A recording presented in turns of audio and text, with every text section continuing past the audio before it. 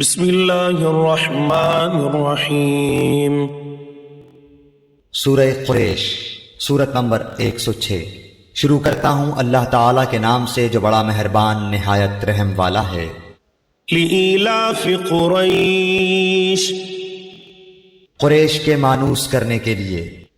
ایلافہم رحلۃ الشتاء والصیف، یعنی انہیں جاڑے اور گرمی کے سفر سے مانوس کرنے کے لیے اس کے شکریے میں۔ فَلْيَعْبُدُوا رَبَّ هَذَا الْبَيْتِ، پس انہیں چاہیے کہ اسی گھر کے رب کی عبادت کرتے رہیں۔